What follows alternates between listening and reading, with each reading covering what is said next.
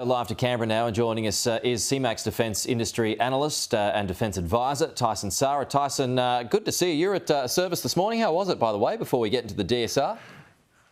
Always an early start, but good to be with you this morning. What are your reflections on Anzac Day?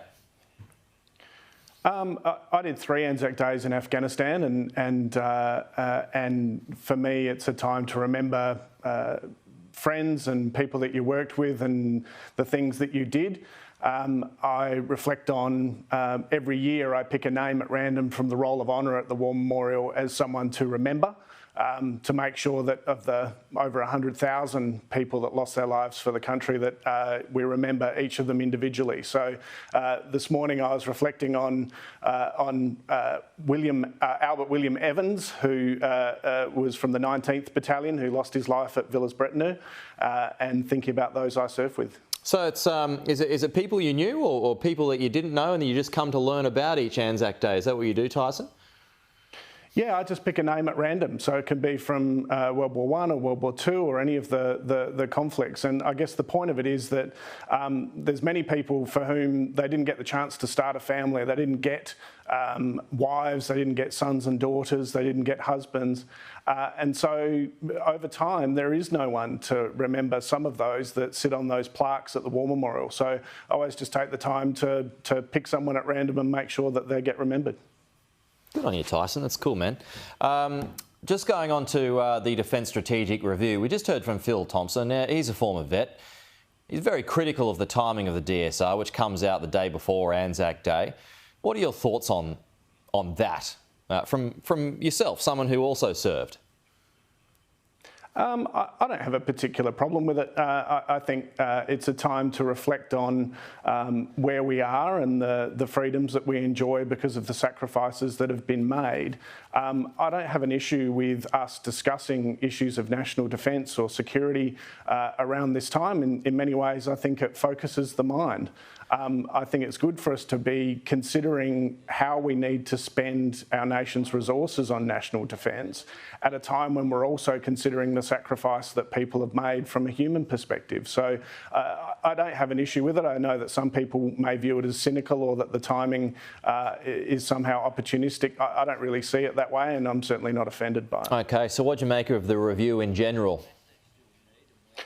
There's a lot of questions there, more than there are answers, I think. I think, you know, it's a starting point, and to sort of paraphrase Churchill, it's the end of the beginning rather than the beginning of the end on determining our future defence posture. Lots of the recommendations are general. We've seen a recommendation to conduct a further review into surface ships. And there's a lot of work that the Defence Department will need to do to implement many of the recommendations, which are fairly general in nature. So I think there's a lot of work still to do, and we'll see more announcements about capability. We'll see more reviews and investigations. We'll see the appointment of more senior officers. There's already been a Deputy Secretary appointed to oversee Defence Strategic Review implementation. We saw a recommendation for a new 3-star officer to oversee defence personnel. So, you know, defence has more stars than the desert at night at the moment, it seems, but those developments are something that's going to take a lot more time.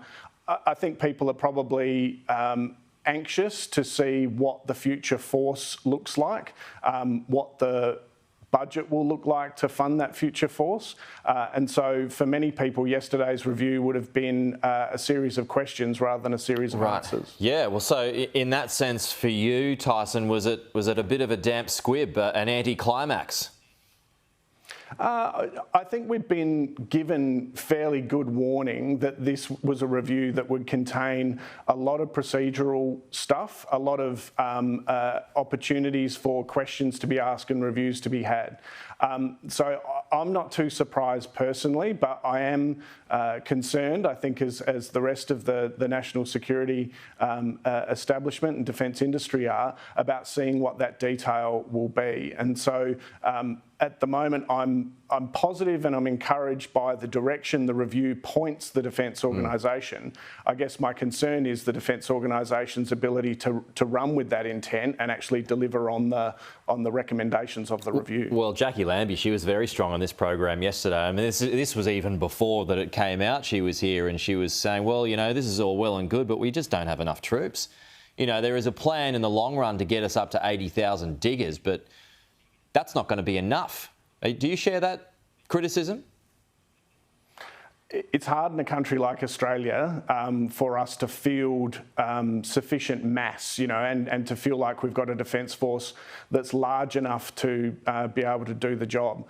I guess I would say that I don't think we're going to fight wars in the way that we did in World War I and World War II, and to make up for our inability to generate sufficient mass to counter an adversary like China.